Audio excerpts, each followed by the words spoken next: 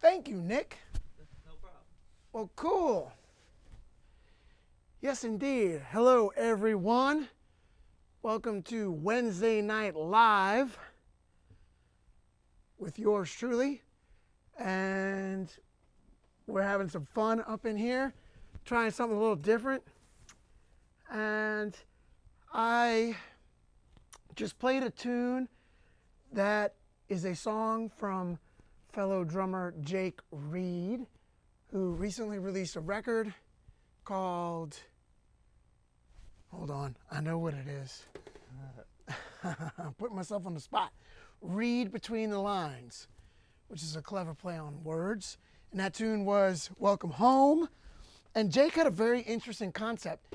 He put out this tune without drums and talked about how, as a drummer, sometimes you show up, you do a great job on a recording session, and you think you've nailed it, and then come to find out they didn't exactly love what you did, and they went ahead and got somebody else to play drums on it. And that's never fun if that happens, but sometimes it does. And so Jake decided to kind of flip that and put out this track and have drummers do their own versions of it. And he called it Replace Me. And one of my students, Eric Lowe, sent it to the community forum in my drum academy and said, hey guys, here's something cool from Jake Reed. I thought y'all might enjoy this. Let's all take a pass at it. So I've been busy with things going on. So my first pass at it was about 15 minutes before we went live, and we were sound checking and rehearsing at the same time. And Pro. and so I was like, Nick, play it again. I got to get those hits right. So the name of the track is Welcome Home, which for me, a track like this is very much in my wheelhouse. And I did listen to it, but I haven't gotten a chance to play to it. So I checked out Eric's version. I know Nikos is doing a version. Nikos Anastasiadis, who is one of our most active members in the academy. He says so, hi. What's that, Nick? He says hi. Nico says hi. Well, I hope you liked my approach. I was kind of just playing what I was feeling in the moment and having some fun with it. But while I was playing, I realized, okay, let's do a different thing with tonight's stream. And hopefully all the non-drummers will find this interesting too. I try to keep this interesting for all fans of music and what I do until the last half of this where we start to get into drum stuff. But I'm going to get into something that I hope everyone finds interesting. So when you get presented with a track as a drummer and there's no drums on it, there's literally an infinite amount of ways you could go. So with something like this, what I hear is the rhythmic structure, which is kind of based off of a 3, to me, like a 3-2 modified clave. It's like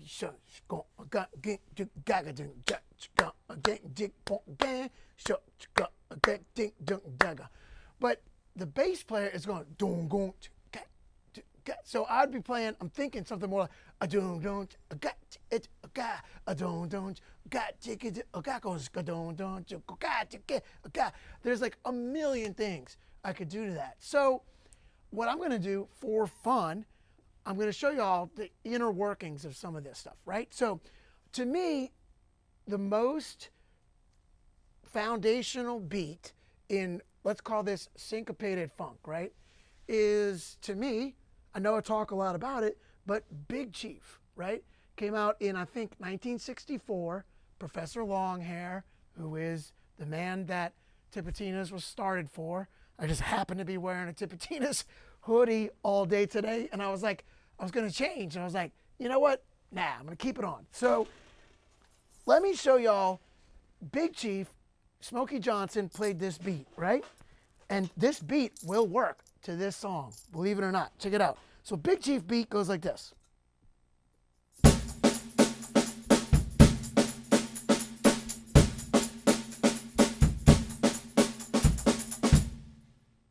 Now, that came out in 1964.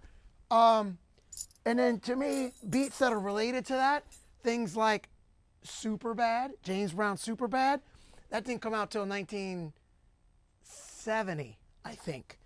That's like 6 years later. And it's very, to me, it's Super Bad's roots are in Big Chief.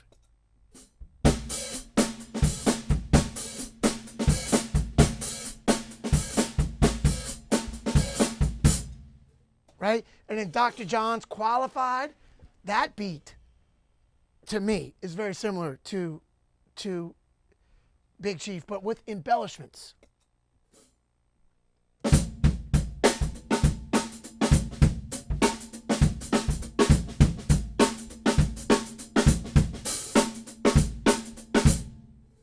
So if I play Big Chief and then go into Super Bad, play Big Chief, go into Qualified, you'll see the difference.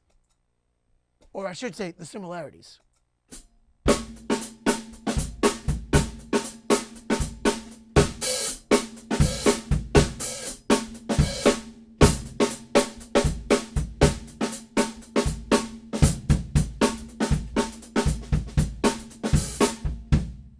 All right, so now imagine, like, as I did 15 minutes before this, you start playing along to this. I did listen to this early this morning, but imagine you're in a studio as a drummer and somebody says, okay, here's a track.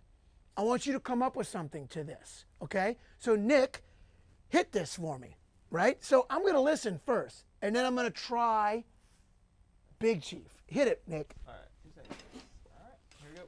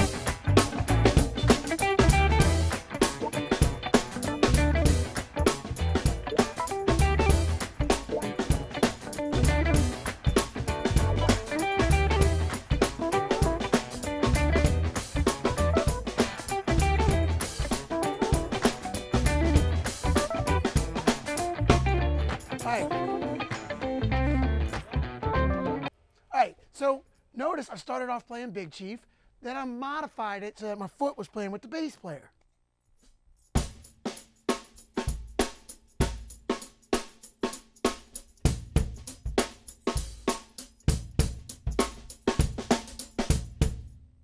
Then I noticed the bass player is going ba-dum boom, ba-dum boom. So my options are I could go 1, 2, 3.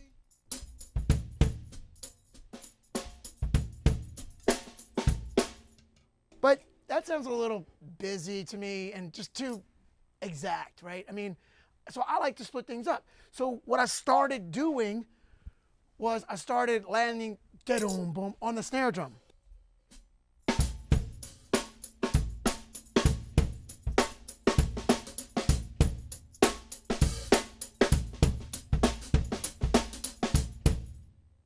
And then this little thing is a total hello, how you doing to the great Zigaboo Modal East.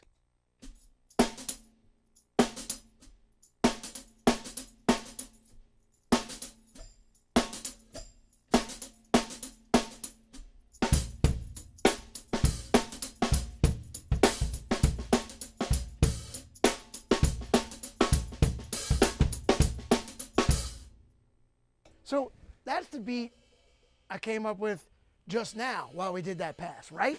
So that's kind of cool. I like that. And then the producer might say, oh, that's great. I really like that.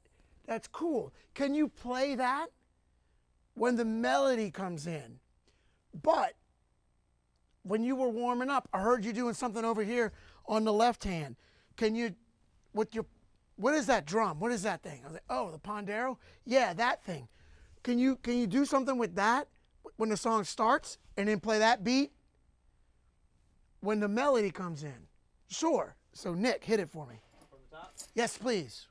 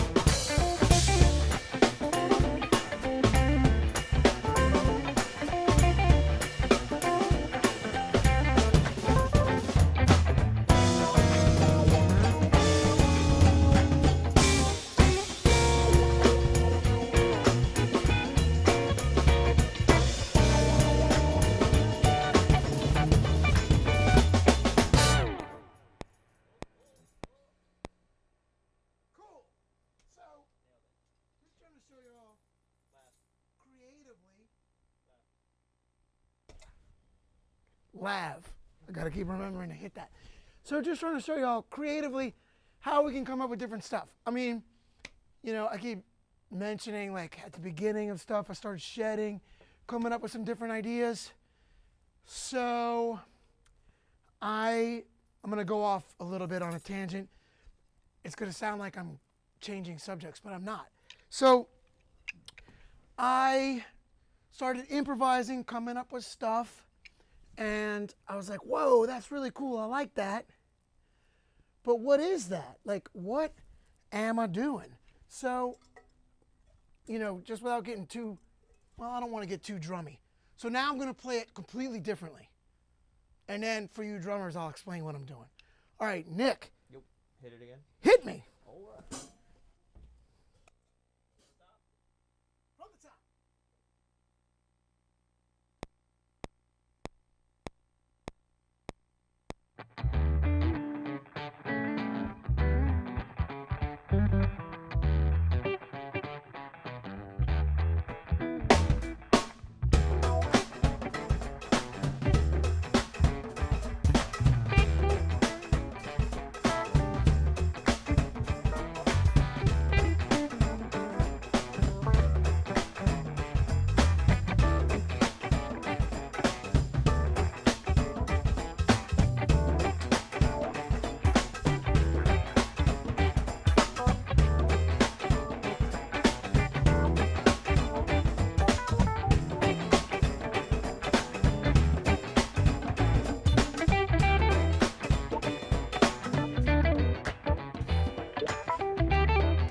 So that's one way I could have gone, right?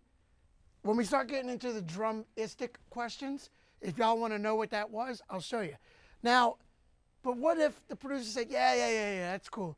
But, you know, we just flew all the way from Sweden to record this record. And you know who we've been a fan of for a long time? Who's that guy? Johnny Vidakovich. Oh, Johnny Vidakovich. Yeah. Could you do something like him on this? Sure. No problem. Play it, Nick.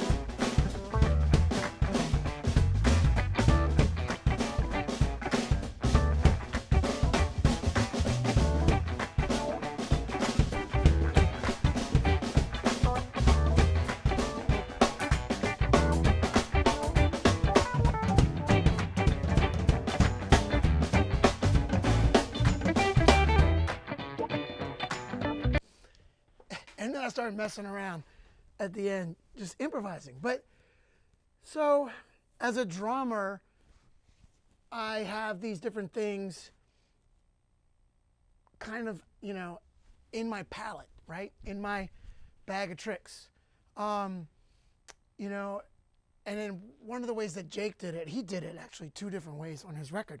But what if the producer said, yeah, okay, can you put more of like a, this is a dirty word, but more of a jazz spin on it. Can you play it more on the ride cymbal, right? So, sure, hit me from the top again, Nick.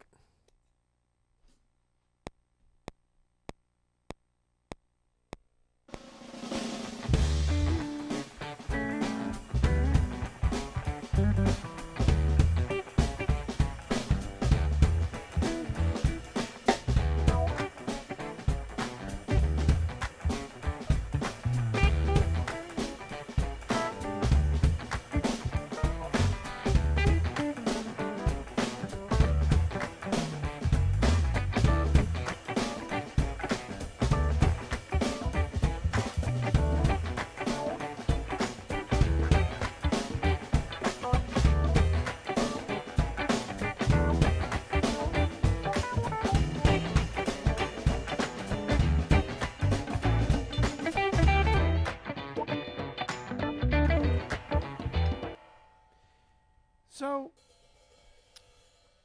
what I'm getting to is as an artist, I like to have all these options. And sometimes I'll play songs differently from night to night if we ever get back to playing gigs. But sometimes, I think like Jake's whole approach of replace me, that was super cool, super interesting. And then I was like, well, what would I play on this? And the answer is it depends. I mean, if it were my record, I would play something different maybe than if it was, a piano player from Sweden who came in and him and the producer wanted me to play something different. So you have to be versatile as an artist, as a drummer, and be able to adapt. And sure, it's fun and it's awesome to do your thing, but you also have to have other things at your disposal. I just realized, hey, for kicks, Nick, let's play it with brushes. All right, hit me again.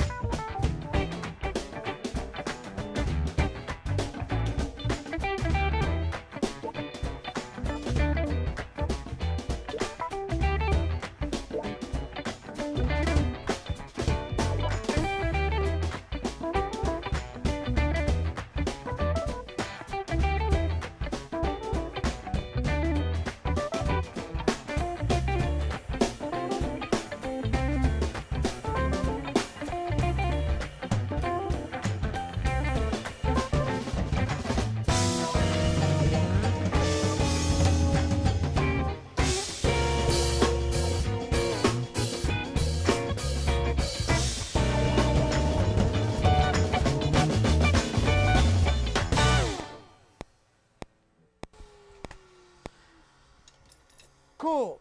So yeah, just trying different things.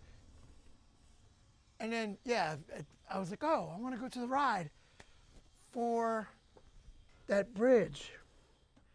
And then I was like, oh, coming up to the next section, I want to have 2 sticks. So I decided that in a moment. And for me, brushes are just a different texture, different palette, different words to use in vocabulary. Yeah. Right? Yes. Is your switch working? Oh yeah. I think I'm just like turned down. I can Nick. if you guys want to hear me, I mean. My trusty sidekick, who is also a great drummer, and who. All right, now I feel challenged. Like now I feel like I gotta do something like this. I need to get my YouTube game up, anyways. So. Well, you go ahead, but just as long as you're still available. Oh yeah, dude. You know. For me. I'll try not to get too famous. Well, I mean, I want to give a shout out to Nick Solnick, who's been helping me in all this. There he is in the foot cam with his mask on, Hey, being socially responsible. And so with Nick, I've been able to come at you streaming. We've been streaming some of my gigs. We streamed a trio gig outside of Tipitina's, and that was exciting. I will be playing outside of Tipitina's Friday night. For anybody watching this, we will be streaming. I'll be playing with my brothers, Mike Dillon, Brian Haas, and James Singleton with the Nola Tet outside of Tipitina's Friday night, 4 to 6. Anybody who's in New Orleans, you can come check us out. Most people stand across the street on the neutral ground, staying very socially distanced, and we play with masks and serve beverages out the side window of Tips. Nobody allowed inside. So it's definitely the most responsible live event I've seen happen. Like, Tips is pretty. This is the only place I've seen where they're like super on it about everybody wearing masks, staying spaced out. It's worth it. We have one staff member whose job it is to walk around with a sign that says, "Please mask up." We have yard signs that we've made that go on the neutral ground that say, "Please mask up." And our servers wear masks. We don't serve anybody unless they have masks. The band wears masks. Band wears masks. No serving inside the building. It's all outside. So luckily we've been able to be blessed with some beautiful weather. We had to cancel it last week because of weather. But, and by the way, hope everyone had a happy Thanksgiving or whatever holiday you might have celebrated if you're not in the States. I realize that a lot of people didn't have a Thanksgiving, but I hope that you had a great weekend anyway. So, okay, wanted to do something different this week. I had a lot of fun doing that just now. That's a blast for me. Thanks, Jake, for the track. Thanks for the amazing idea and for the challenge of doing that. And if I do record or film a version, well, I guess we did just film it. Yeah. But if I do another version, I don't know how I would do it. I've got so many different ideas as an inspiring track, and like I said, right in my wheelhouse, where I'm like, oh, I could do this with it, or I could do this with it. So, great. So, Nick, do we have any questions coming in? Lots of questions. We'll start with some of the more general questions, okay. And then we'll start getting into drum questions. Somebody wants to see some more Stanton Keith Carlock jams. Me too. And I believe my content manager, Dallas Quick, has been digging into Gretsch Night at Tipitina's, and we will be releasing some more video footage from that evening from Keith and I playing with an all-star band at Tipitina's before the COVID crisis began. I think that was back in June of 2019. Yeah, something like that, yeah. Yeah. So, and that was a blast. I love Keith. Shout out to Keith Carlock. And one of my favorite drummers around. And he's unbelievably fun to play with. And we will be releasing some more of that footage. And hopefully when we get to a point where we can safely play, we'll do some more of that stuff. Yeah. I had a 15-minute conversation with him, and in that 15 minutes, just that 15-minute conversation completely improved my left-hand technique. He just knew exactly what to say to get you where you needed to be. Definitely shout out to Keith. Yeah, and there are three episodes or 3 installments, 3 parts of an interview that I did with Keith, and that's all available on the Academy, which I might as well give myself a shameless plug. Down in the right hand, left hand corner. What's that? No. Yeah, Nick's pointing at it, but nobody can see what you're pointing at. But yeah, down in the bottom left-hand corner, StantonMooreDrumAcademy.com. I would love for y'all to check it out. You can go sign up for a 14-day trial and try it out for 14 days. You can watch all those Keith Carlock interviews, Adam Deitch interviews, George Colias has been here. We gotta take a picture of the chairs and have that so you can throw it up sometimes. Oh yeah. So we don't have to change camera angles. We'll get to that. Well, they can see the chairs. So yeah, they can see the they're chairs. right They're there. right there. So those 2 chairs, I have guests.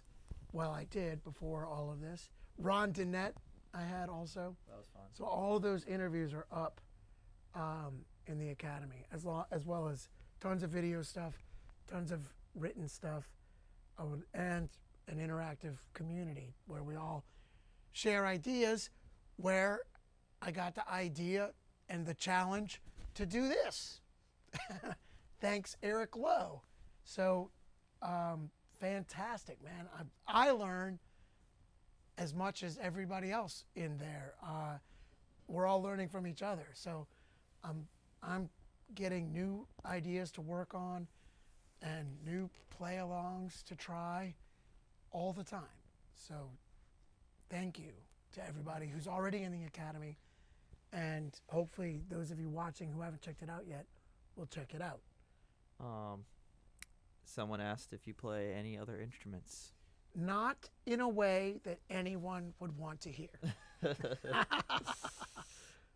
Someone asked. I am a piano owner, and I'm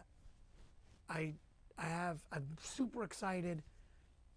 I have a new piano on the way, and hopefully we'll be able to stream with my piano trio from home soon. So I'm super excited about that. Here's a good one. Same person who asked you the question about the other instrument. How do you deal with a situation where your band members want you to sound exactly like how they want you to sound, but can't convey that to you well enough because they don't play drums? Right, that's a great question. And the best answer to that is to do this and say, go ahead, you do it. And just, it's a very frustrating position to be in because, of course, everybody's doing their best to sound the best they can. And if somebody is not getting what they need from you, you know, you can't do that to everybody, but that's what I've done sometimes to bandmates. But if somebody's paying you and hiring you for a gig, you can't necessarily do that. But sometimes with bandmates where you're all friends and you can rib each other and tease each other, I've done that. But, you know, sometimes, and this is very difficult to accept or to acknowledge or process, but sometimes you have to realize that maybe you're not the right person for the gig. And I've had to do that, and I've had to say, you know what, I'm sorry, I've done my best, and I think it's time that we part ways, and you're gonna have to find somebody else. And I've heard stories of great drummers being in that position. I mean, Jeff Porcaro, I can remember a couple of interviews where he said, you know, if you want this to sound like Steve Gadd, that's cool. I'll give you his number. But you want Vinny, you want Steve Gadd, you want somebody else for that, call them. But I'm here. If you want this to sound like Jeff Porcaro, then we're in business. But if you want somebody else, call somebody else. And Jeff has said that. And for coming from somebody of his caliber, you know, it's like, well, if he's had to go through that, then you can expect that we will have to go through that too. So do the best that you can. Try to be accommodating. You know, when I said do this, that's, you know, I'm kind of joking. You can do that to friends where they might take that and laugh with you. But you have to know who you're working with and Read the room. read the room. Use your best judgment. So we get a few questions. Everybody wants to know that little jingle stick is. That's a great question. And shout out to Derek Zimmerman, product manager for LP. I owe you a phone call. This is actually a prototype, but this is now hopefully Pull it down just a little bit. Say again? Pull it down. There you go. And you can see they've even branded in the little LP logo. Can I hold it up here? Will that? Nah. Let's see. Let's see. There you go. You can kind of see it. There's LP. There you go. You can kind of see it a little better. Yep. There it is. So this is a Tambo stick that is not released yet, but I think I can talk about it. It will be released. This is made by LP, and I love it. And it's super cool, and I'll play with it a little bit so you can hear what it sounds like.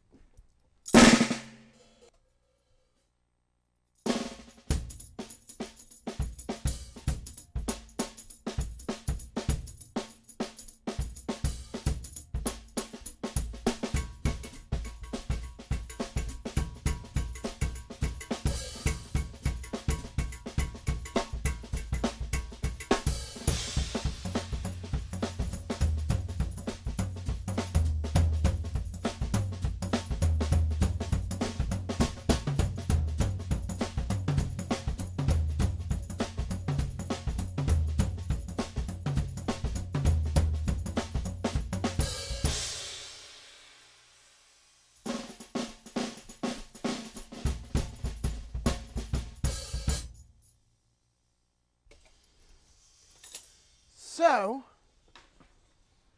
that's what it sounds like. And just to give you a little bit of history, supposedly Smokey Johnson nailed a few Coke bottle caps to his drumstick when he played the original version of Big Chief, 1964.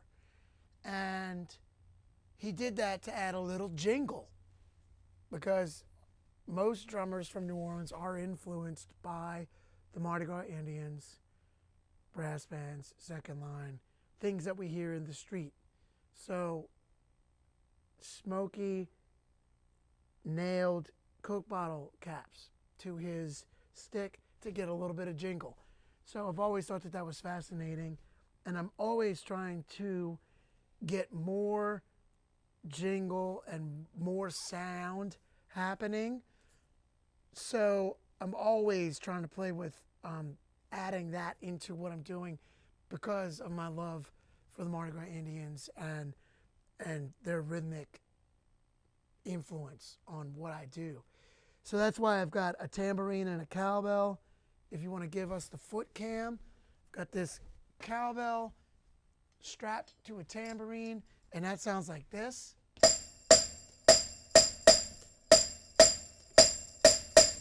And so that when I'm playing grooves, sometimes I'll add that in.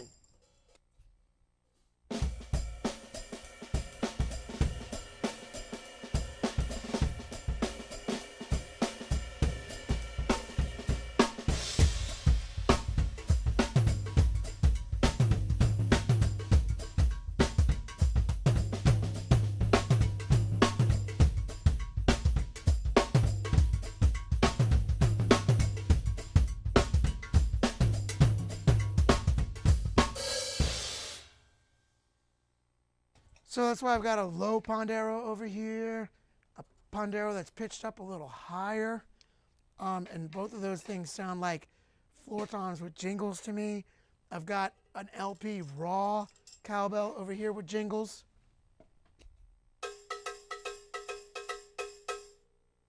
And I was playing on that earlier when I was playing this kind of groove.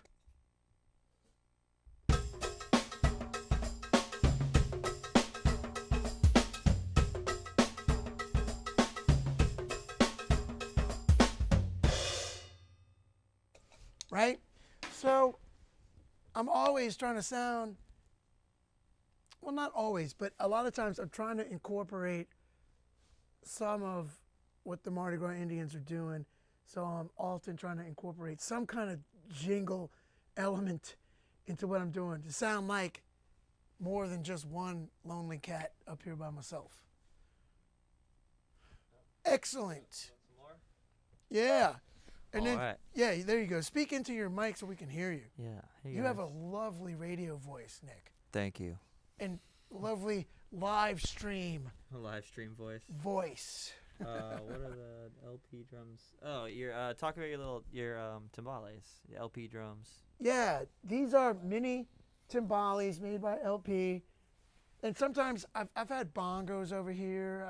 I've mini timbales, different things I'll put over here, and just try getting different voices. I keep saying that I'm gonna mix up my sidecar, and I've actually been having a lot going on lately. But so we'll get to that. But I like to put different things over here. This is what I've kind of landed on for a while, but I may mix this up. But these are really super cool. They're made by LP. They're mini timbales, and they sound like this.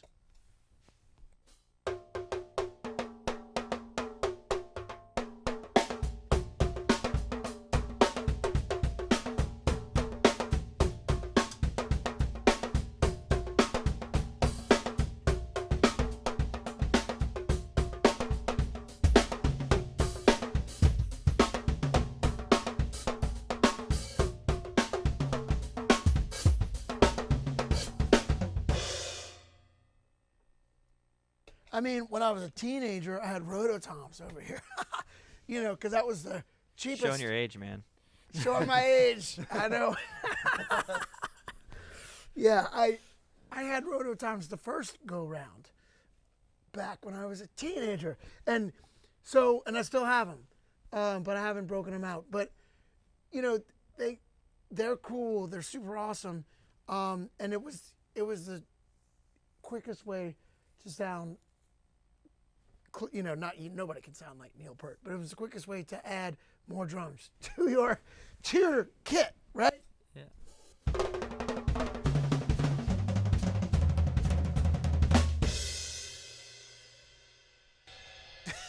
Nice. Let's see.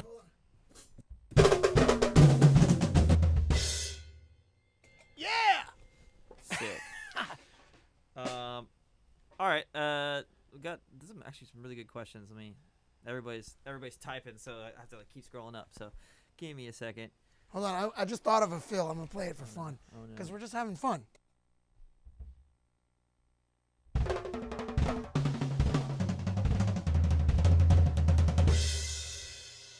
So now I want to put that into context.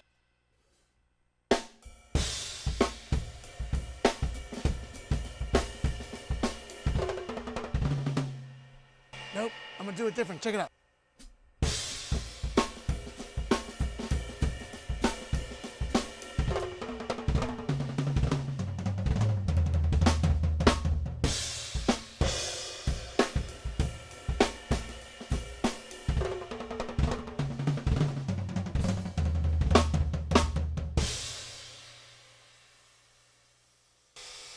Just having fun, making stuff up, playing the drums. Ooh, it's fun playing the drums. Getting ready, eating spaghetti. Shout out to Johnny V. All right. All right. Here's a good one. I thought this is interesting. When was the last time you were nervous for a gig? Right now. I mean, The 3 minutes right before we go on is my most stressful time. I mean, you know, right now this is kind of nerve-wracking, to be honest with you, because I'm playing, talking, presenting for an invisible audience, you know? I mean, I'm used to playing and getting immediate gratification, right? Like, you come out on stage, you start playing, you know right away whether or not people are digging it, whether people are enjoying it. You know, with Galactic, people come out, you come out and people are, they cheer, and then if they start dancing, then you know that you're doing okay, right? Playing with Snug Harbor with my piano trio, if you can kind of read the room. People are sitting, they're watching you, but you can tell if people are digging it or not. And then if they clap after the song is over or after the solos, maybe they're enjoying it. With this, I don't know how many people are watching right now. I mean, Nick could tell me, but I'm not worried about it. But you don't know really how many people are watching, who's watching, whether or not they're digging it. It's a little bit of a nerve-wracking situation, and slightly embarrassing. It could be at times. I mean, I just started opening my computer and just going live because I love a challenge. I love that feeling of, oh, are we gonna make it? And when we first started going into quarantine, I was like, well, what am I gonna do that's gonna be A, kind of a weekly regular thing that I can do, B, maybe sustainable after I go back out on the road? Like, would I be able to, whatever it is I'm gonna do? Like, if I started doing something every day, that would be hard to keep up once I go on the road. So I decided to do this weekly thing, and I started doing it on Facebook. Then I did it on Zoom as a paid masterclass for a while. Then I decided to come back and just do it free and open to y'all and talk and interact. And I love doing it. And the interaction from the questions and the shout outs from some of the people that we know and love, and meeting and getting to hear from new people is exciting. So, this is a format that I've found that I've really dug, but it can be nerve-wracking. I mean, there have been times where Nick and I are like, oh my God, everything was working a second ago. What just happened? I heard a new one from some film dudes. Yeah. I was, we'd gotten all this stuff done, and, I was like, yeah, man, I'm feeling really confident. I think we're going to be great. I think this show's going to go great. And they're like, yeah, I can confidently say that when we show up tomorrow, that we can confidently say it worked just fine yesterday. Yeah, exactly. So, it's a new medium. I mean, you learn how to play, you start learning how to play at small gigs, in small venues, and then you get to bigger and bigger venues, festivals, larger festival stages, outdoor stages.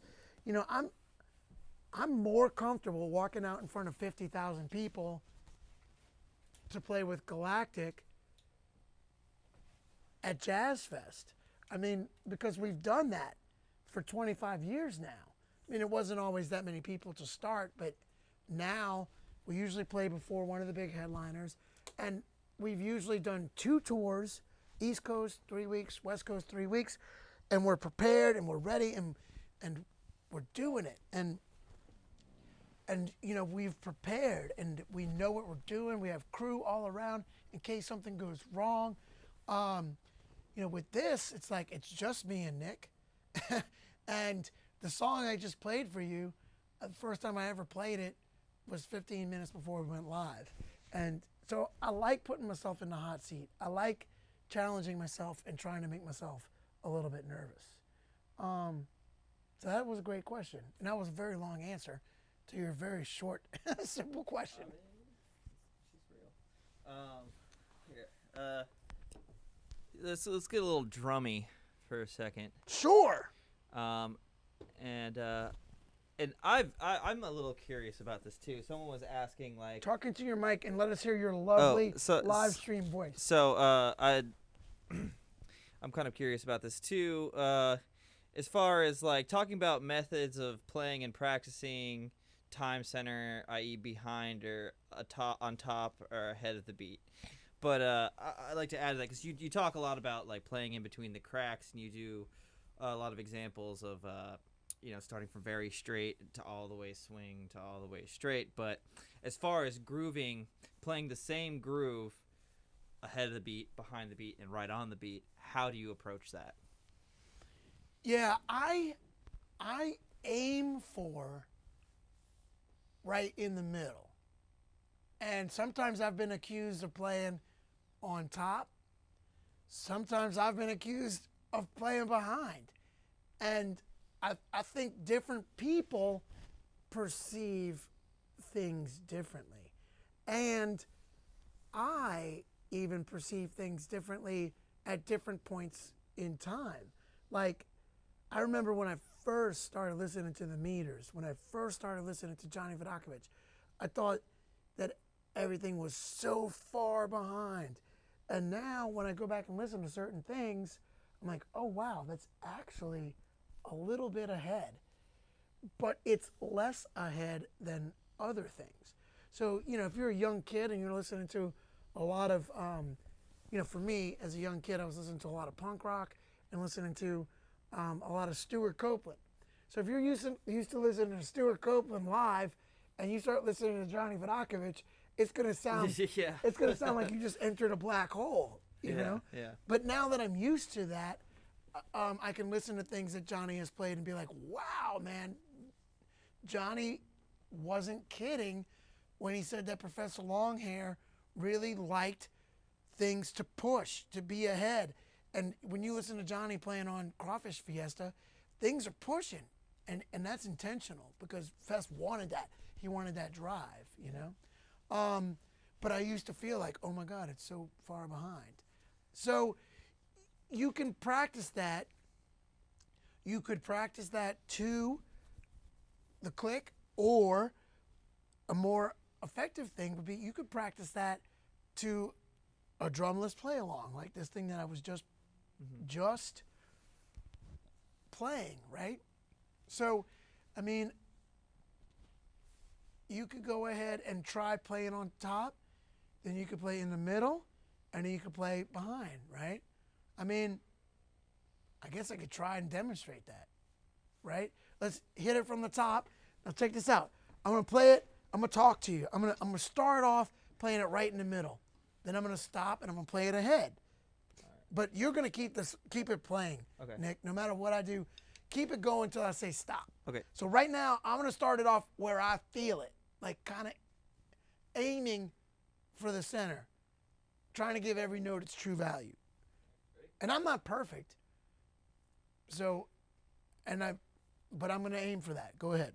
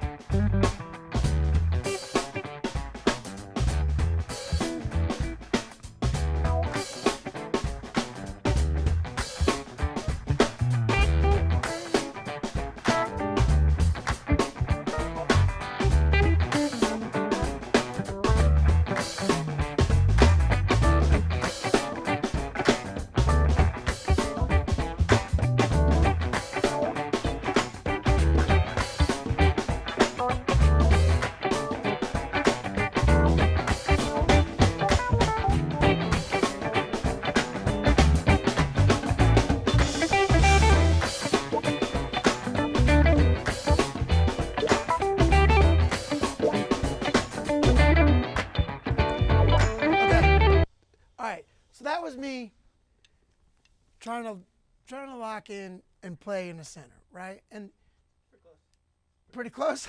Pretty close to center. I mean, and I just started playing this tune today, right?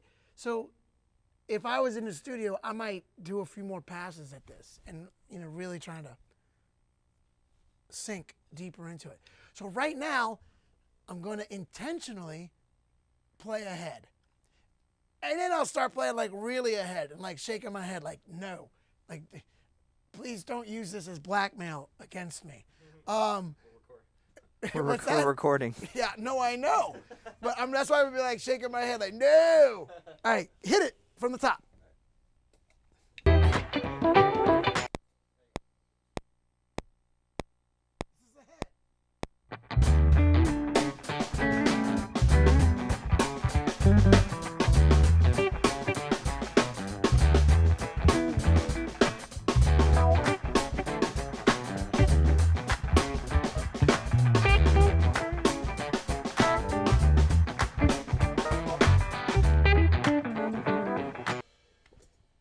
I mean, could you hear the difference? That was very ahead.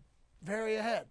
I mean, and I was doing it so that people could really hear it, but that was very ahead. And I straightened it out a little bit. And that's something else too.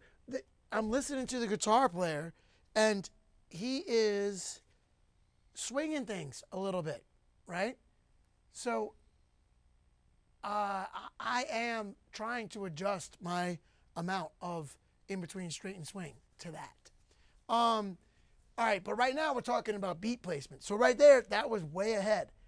And I mean, I'm sure everybody could be like, yeah, that was not happening. And now let me play it behind, which admittedly for me is challenging to do, to play behind, because I try to never be dragging. I'd rather things push ahead a little bit than drag. So I don't ever practice drag. How does it go? It's better to be a Russian than a dragon, but it's worse to be a Russian dragon. Yeah. So I admittedly don't really practice playing behind the beat. So I'm gonna try it for you. Let's go.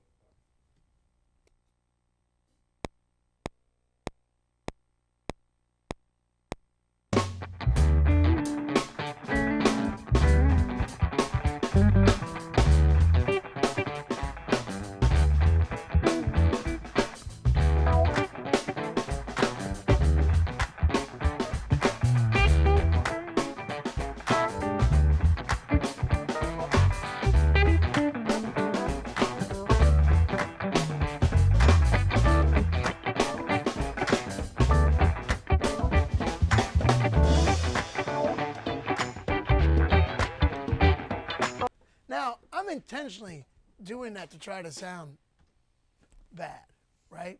I want you to be able to hear the difference. Yeah. So that's way behind, right? Yeah. Yeah, so it's funny. I was on a gig the other day, wedding gig, and the horns were set like really far apart from the rhythm section. Uh-huh. I mean, because of Because of this thing. the times that we live in.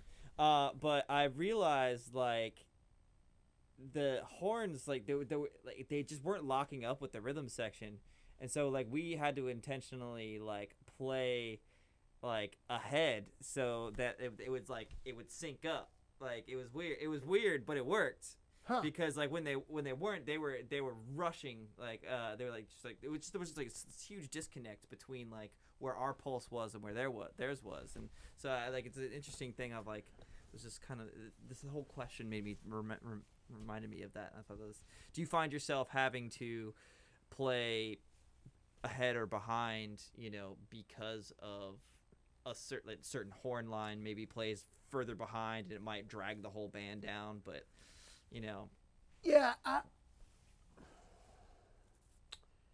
I have. Like, there have been times where certain cats might play ahead, right? Like, and I've been on gigs where I know somebody's playing ahead, and so I try to meet them, like split the difference a little bit and play ahead, and I listen back to the tape from the gig, and I'm like, I just sound like I'm rushing. So what I've grown to do, what I like hearing myself do, is I just, when I feel that or I hear that, I kind of just try to stay right in the middle and give every note its true value, and don't try to pull them back. Just stay true to what I feel the center is. And then when you're in it and you're playing, you're listening at such a focused level, and then when you listen back to the tape, a lot of times you're like, whoa, that doesn't sound nearly as bad as I thought it did. Nick's nodding like, yeah, you've had that experience too. So if you feel somebody playing ahead, I try to simplify things, clarify things, and then just let them settle in and come to you. But if you try to go to them, I've found that for me, it starts to sound like if they're playing ahead, it starts to sound like I'm rushing. Yeah. So, and that's playing live without a click.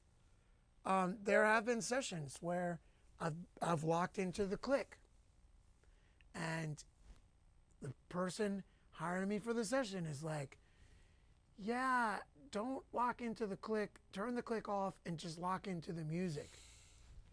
It's like, okay. So, sometimes you have to adjust. But left to my own devices, I like to play in the center, or at least what I feel is the center. And different people feel things differently. And sometimes you encounter that, and it can be a challenge. But, do the best you can, and always use your best musical judgment. And read the room, as Nick just said. And crazy that it's 7:03, and I think we started on time. So we've been here for an hour. It feels like I've been talking for a few minutes and playing for a few minutes. Are there any other questions that you've read that jump off the screen at you that we have to answer tonight? Let me see. Let me say real quick too, anybody who's watching who wants to contribute, the virtual tip jar is open. Anything that anyone wants to contribute at this time is greatly appreciated. While we can't tour, these virtual tips on Venmo and PayPal help immensely. So thank you for all of you who have been contributing. I greatly appreciate it. Anybody who's interested in hearing me explain drums and drumming further, please check out StantonMooreDrumAcademy.com. Sign up for the 14-day trial and check things out. And we'll be seeing y'all next week, COVID permitting. Hope y'all are staying safe out there. And Nick, it doesn't sound like you've got any questions jumping off the screen. Not jumping off the screen. I mean, there was one, but it's a pretty deep question. Okay, so, well, we'll get to it later. But someone said they're really excited about the Sono camp. Yes, I'm excited about Sono too. I still have a couple of spots left, but maybe two. And you can go to StantonMoore.com, and there's a link to sign up for virtual Sono, which is going to be 3 days of me and Nick talking and describing and explaining drums and drumming, complete with PDFs. I've already sent out, 7 lessons in PDF form. Study up, boys. To preview and girls. Some of what we're going to cover.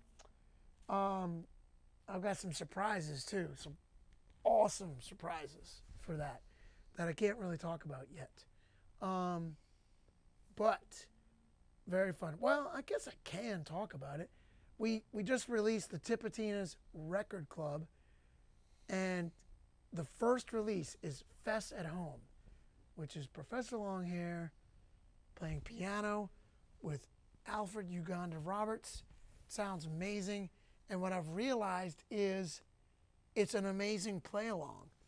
So I'm going to demonstrate some of my beats, some of Johnny V's beats, some of Zigaboo's beats, to actual Professor Longhair playing piano. Kind of similar to what we just did with this Jake Reed track. Thanks to Jake Reed for the play-along. Thanks to Eric Lowe for bringing it to the community's attention in the Academy. Thanks to all of you who've just tuned in. Thanks to Nick Solnick. Thanks, everybody. Thanks to Lauren at home, who is, I'm sure, preparing dinner. I'm going home to eat dinner with my lovely wife. I love you all very much. Thanks for tuning in, and we'll see y'all next week.